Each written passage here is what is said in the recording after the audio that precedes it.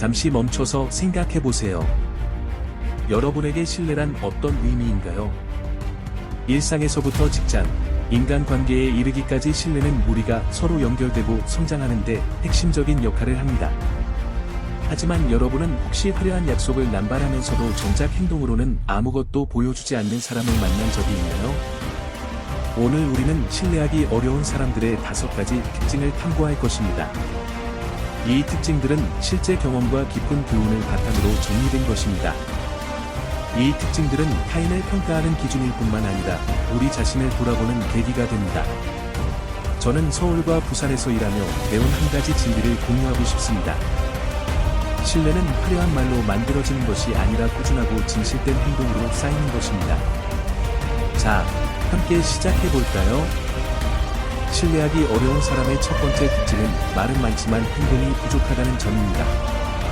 모든 걸 다 해결해드릴게요 라고 장담하지만 결국 아무것도 하지 않는 사람을 만나본 적 있으신가요?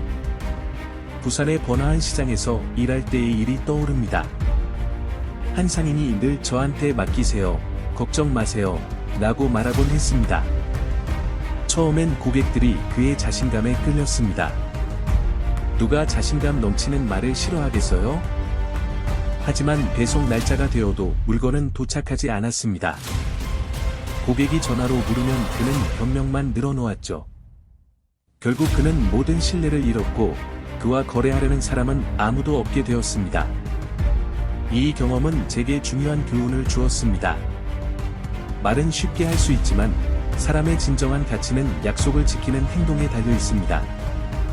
더 구체적으로 살펴보면 2020년 하버드 대학교의 연구에 따르면 비즈니스 관계의 80%가 한쪽이 약속을 지키지 않아 실패한다고 합니다. 이는 행동으로 뒷받침되지 않은 말은 신뢰를 빠르게 무너뜨린다는 것을 보여줍니다. 서울에서 일할 때 만난 동료가 떠오릅니다. 그는 항상 제가 제일 잘할게요 라고 말했지만 마감일이 되면 너무 바빠서요 또는 갑작스러운 일이 생겼어요 같은 핑계를 댔습니다. 한 번은 그가 약속한 준비를 하지 않아 프로젝트가 거의 망할 뻔했죠. 저는 그에게 진지하게 말했습니다. 예기치 않은 일은 늘 생길 수 있어요. 하지만 그걸 대비하고 해결하는 게 우리의 책임이에요. 그 후 그는 약속에 더 신중해졌고 점차 동료들의 신뢰를 되찾았습니다. 그렇다면 말뿐인 약속의 함정을 피하려면 어떻게 해야 할까요? 제가 배운 실용적인 팁은 약속하기 전에 스스로 3가지 질문을 던지는 것입니다. 이 일을 할 능력이 있나? 시간이 충분한가? 정말 이 일에 전념할 수 있나? 이 중 하나라도 아니요라면 솔직하게 말하세요. 처음부터 정직한 것이 허황된 약속보다 훨씬 더 오래가는 신뢰를 만듭니다. 또한 작지만 꾸준한 행동에 집중하세요. 예를 들어 인천에서 수습 사원으로 일할 때 저는 매일 아침 가게 앞을 청소했어요. 단순한 일이었지만 늘 제 시간에 꼼꼼히 했죠. 어느 날 매니저가 저에게 말했어요. 유정씨, 묵묵히 청소하는 모습에서 신뢰가 느껴져요. 그 순간 저는 신뢰가 화려한 말이 아니라 조용한 행동에서 온다는 걸 깨달았습니다.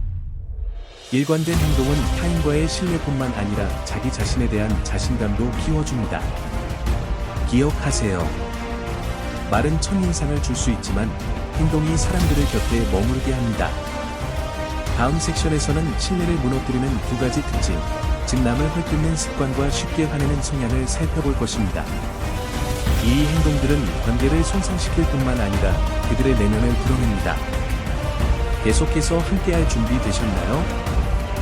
남을 헐뜯는 사람과 쉽게 화내는 사람. 말만 앞서는 사람들의 이야기가 신뢰를 무너뜨리는 과정을 보여줬다면 이제는 2가지 더 깊은 특징을 탐구할 차례입니다. 바로 남을 헐뜯는 습관과 쉽게 화내는 성향입니다. 이 행동들은 관계를 망칠 뿐만 아니라 그 사람의 내면적 불안정을 드러냅니다. 실제 경험과 삶의 교훈을 통해 이 특징들을 어떻게 알아보고 우리 스스로 이런 함정을 피할 수 있는지 공유하겠습니다. 자, 계속해서 이 여정을 함께 해볼까요? 먼저, 남을 헐뜯는 사람들에 대해 이야기해보죠. 누군가가 다른 사람, 특히 그 사람이 없는 자리에서 끊임없이 비판하는 모습을 본 적 있으신가요? 서울에서 수습 사원으로 일할 때 한 동료가 늘 다른 사람을 비판했어요. 저 사람 일하는 거 봐, 엉망이야, 또는 쟤는 왜 저렇게 대충 해, 같은 말들이었죠. 처음엔 그가 솔직하다고 생각했지만 시간이 지나면서 깨달았어요. 그는 자신의 단점을 감추기 위해 남을 비판하고 있었던 거예요. 그는 늘 불평만 늘어놓았고 정작 자신의 일은 지연되거나 부주의했죠. 어느 날 그가 신입사원을 큰 소리로 비판한 걸 보고 저는 참지 못하고 말했어요. 남 헐뜯을 시간에 자기 일이나 잘하세요. 그 말에 그는 잠시 멈칫했지만 저는 한 가지 진실을 깨달았습니다. 남을 헐뜯는 사람은 자신의 불안감을 숨기려 하지만 결국 신뢰를 잃게 됩니다. 이를 더 명확히 하기 위해 2021년 사회심리학 저널의 연구를 소개하겠습니다. 이 연구에 따르면 남을 헐뜯는 사람은 동료들로부터 신뢰도가 낮게 평가됩니다. 이유는 간단해요. 누군가를 헐뜯는 걸 들으면 듣는 사람은 나도 저 사람이 없는 자리에서 비판받겠구나라고 생각하죠. 이런 행동은 의심의 악순환을 만듭니다. 인천에서 일할 때 한 나이 든 매니저가 젊은 직원들에 대해 불평했어요. 요즘 애들은 인사도 안 하고 책임감도 없어. 하지만 저는 그 젊은 직원이 무거운 짐을 옮기는 동료를 묵묵히 돕거나 어려움에 처한 사람을 조용히 지원하는 모습을 봤어요. 그걸 계기로 제 시각이 바뀌었죠. 험담을 즐기는 사람은 제 눈에 작아 보였어요. 진정으로 신뢰할 만한 사람은 말로 남을 판단하지 않고 행동으로 존경을 표현합니다. 험담을 피하려면 어떻게 해야 할까요? 실용적인 팁은 공개적으로 칭찬하고 개인적으로 조언하기입니다. 누군가의 장점을 발견하면 모두 앞에서 그걸 말하세요. 비판할 게 있다면 그 사람과 따로 건설적으로 이야기하세요. 부산에서 매니저로 일할 때 한 직원이 동료를 비판하는 습관이 있었어요. 저는 그에게 조언했죠. 다른 사람의 잘못을 지적하기보다 그들의 장점을 칭찬해보세요. 그게 사람들의 시선을 바꿀 거예요. 그는 그 조언을 따랐고 팀 분위기가 더 좋아졌을 뿐만 아니라 그는 동료들의 존경을 받기 시작했어요. 다음으로 쉽게 화내는 사람들에 대해 이야기해보죠. 작은 실수에도 금방 화를 내는 사람과 일해본 적 있으신가요?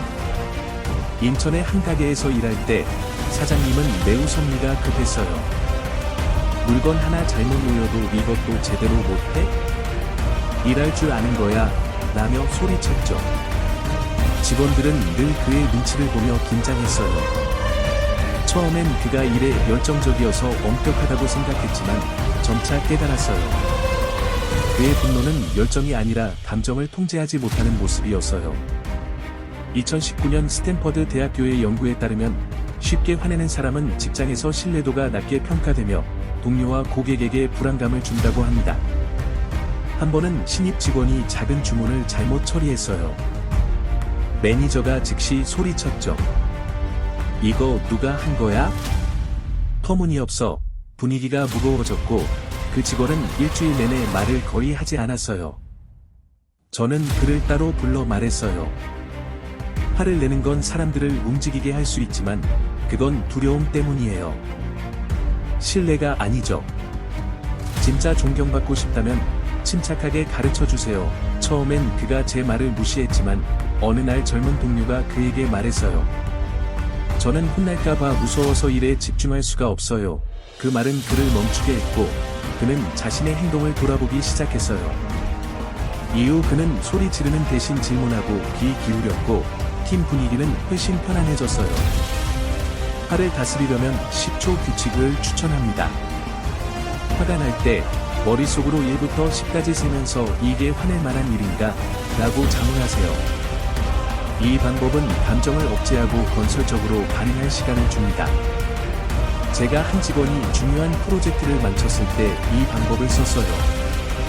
화내는 대신 숨을 고르고 원인을 물었고 함께 해결책을 찾았죠.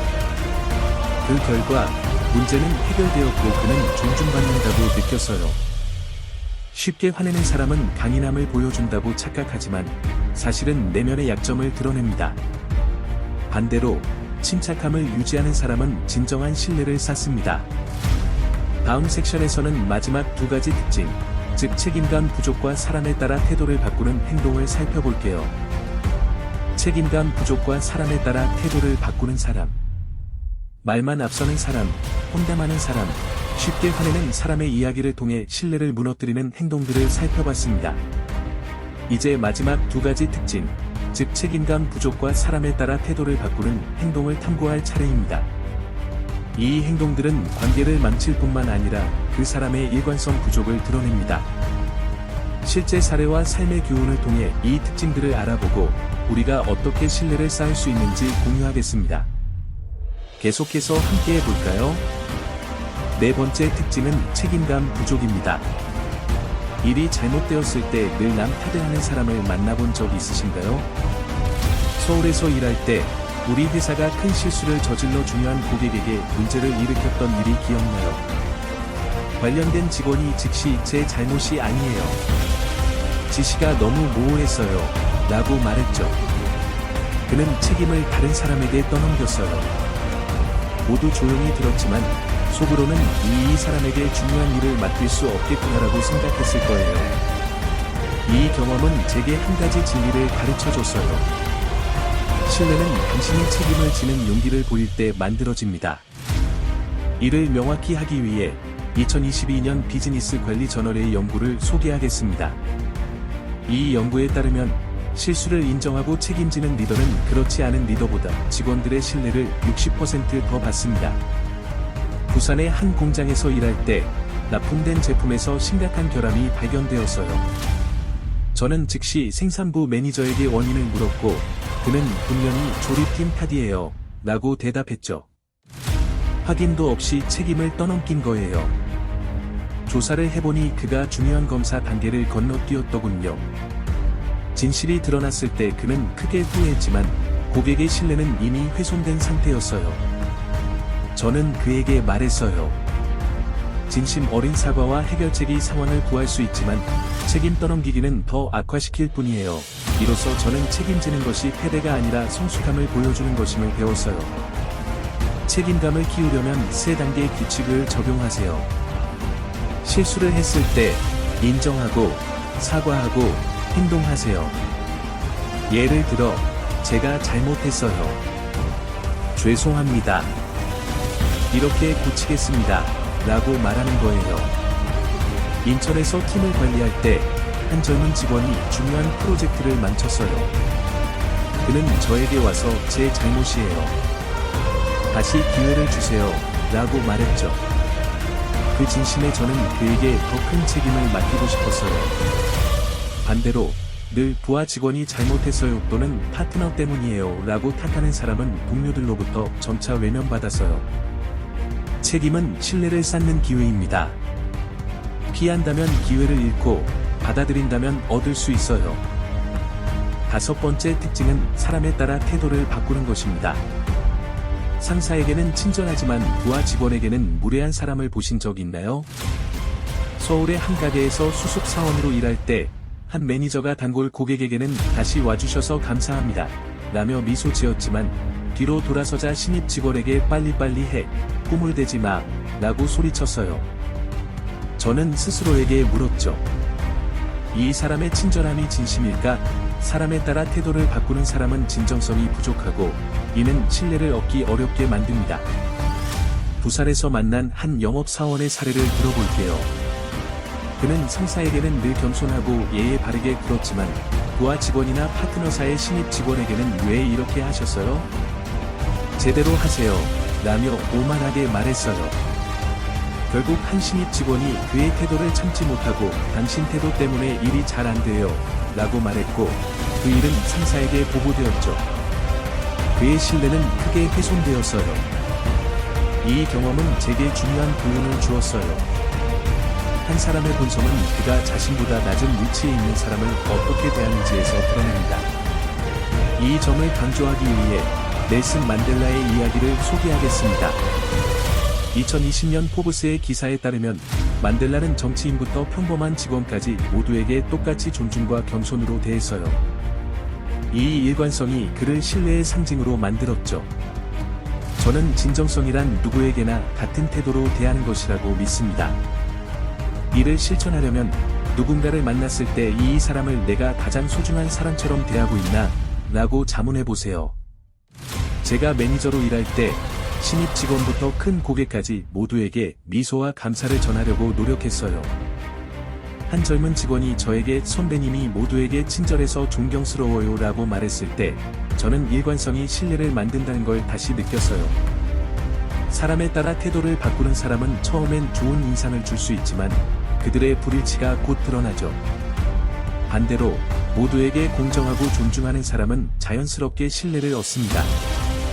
다음 섹션에서는 이 5가지 특징을 요약하고 신뢰를 쌓는 실질적인 방법을 공유하겠습니다. 이제 우리는 신뢰하기 어려운 사람들의 5가지 특징, 말만 앞서는 것, 험담, 쉽게 화내기, 책임감 부족, 사람에 따라 태도를 바꾸는 것을 함께 살펴봤습니다. 이 특징들은 타인을 알아보는 데 도움을 줄 뿐만 아니라 우리 자신을 돌아보게 합니다. 신뢰는 모든 관계의 토대이며 이를 쌓으려면 일관된 행동, 진정성, 책임감이 필요합니다.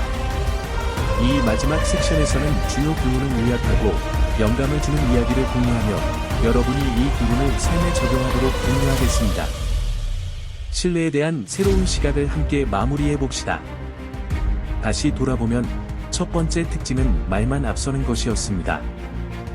부살의 상인처럼 화려한 약속을 했지만 지키지 못해 신뢰를 잃었죠. 두 번째로 서울의 동료처럼 험담으로 자신의 단점을 감추려 했던 사람은 결국 외면받았습니다. 세 번째, 인천의 매니저처럼 쉽게 화내는 사람은 두려움을 주었지만 신뢰는 얻지 못했어요. 네 번째, 책임을 회피한 직원은 동료들의 신뢰를 잃었고, 마지막으로 사람에 따라 태도를 바꾼 매니저는 진정성 부족으로 존경을 잃었죠. 이 모든 특징은 한 가지 공통점을 가집니다. 일관성, 진정성, 책임감의 부족이 신뢰를 무너뜨린다는 점입니다. 이를 강조하기 위해 2023년 하버드 비즈니스 리뷰에서 소개된 마이크로소프트 CEO 사티아 나델라의 이야기를 들어볼게요. 나델라는 투명성과 일관성으로 회사의 신뢰를 쌓았습니다. 어려움에 직면했을 때 그는 책임을 회피하거나 숨기지 않고 공개적으로 문제를 인정하고 해결책을 찾았어요. 직원들은 그의 재능뿐만 아니라 일관된 행동 때문에 그를 신뢰했죠. 이 이야기는 신뢰가 화려한 말이 아니라 조용하지만 강력한 행동에서 온다는 걸 보여줍니다. 이 교훈을 삶에 어떻게 적용할 수 있을까요? 첫째, 말보다 행동에 집중하세요. 약속하기 전에 이걸 지킬 수 있나? 라고 자문하세요. 둘째, 험담 대신 칭찬을 아끼지 마세요. 진심 어린 칭찬은 큰 변화를 만듭니다. 셋째, 감정을 다스리세요. 화가 날 때 10초를 세며 침착함을 유지하세요. 넷째, 책임을 지세요. 실수했을 때 제 잘못입니다 라고 말하는 건 신뢰의 첫걸음이에요. 마지막으로 누구에게나 같은 존중을 보여주세요. 이 작은 습관들은 당신을 더 신뢰할 만한 사람으로 만들 뿐만 아니라 더 나은 자신으로 이끌어줍니다. 실용적인 팁으로 저는 매주 신뢰의 약속을 적어보라고 권합니다. 예를 들어, 이번 주엔 보고서를 제 시간에 제출할게요 또는 동료의 좋은 점을 칭찬할게요 라고 적어보세요. 저는 이 방법을 시작한 후 제 행동에 더 신경 쓰게 되었고 동료들의 신뢰를 얻었어요. 2021년 운용심리학 저널의 연구에 따르면 작지만 꾸준한 약속을 지키는 사람은 지속적인 관계를 구축할 가능성이 2배 높다고 합니다. 이런 작은 행동이 쌓여 큰 변화를 만듭니다. 이제 여러분에게 행동을 제안합니다. 신뢰를 쌓고 싶은 사람, 동료, 친구, 가족을 떠올리고 이번 주에 그들을 위한 구체적인 행동을 해보세요. 약속을 지키거나 진심 어린 감사를 전하거나 누군가를 비판하지 않고 들어주는 것일 수 있어요. 그리고 그 이야기를 저희와 공유해주세요. 이 비디오가 영감을 주거나 새로운 시각을 주었다면 댓글에 숫자 2를 남겨주세요. 의견이나 이야기가 있다면 꼭 듣고 싶습니다. 좋아요를 누르고 채널을 구독하면 다음 콘텐츠를 놓치지 않을 거예요. 우리는 계속해서 삶을 더 풍요롭게 하는 교훈을 공유할 테니 알림을 켜두세요. 신뢰는 하루아침에 쌓이지 않지만 한순간에 무너질 수 있습니다. 의식적으로 행동하고 진심으로 살아가며 모두에게 존중을 보여주세요. 그렇게 할 때 여러분은 타인과의 신뢰뿐만 아니라 내면의 평화와 자신감을 찾게 될 거예요. 이 여정에 함께해줘서 감사합니다. 우리 모두 더 신뢰할 만한 사람이 되어보세요.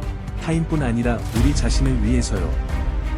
대본은 요청하신 대로 한국어로 번역되었으며 원문의 구조, 내용, 어조를 유지하면서 한국 시청자에게 자연스럽게 다가갈 수 있도록 조정했습니다. 추가 수정, 새로운 대본 요청, 또는 다른 언어로의 번역이 필요하시면 말씀해주세요. 언제든 도와드릴 준비가 되어 있습니다.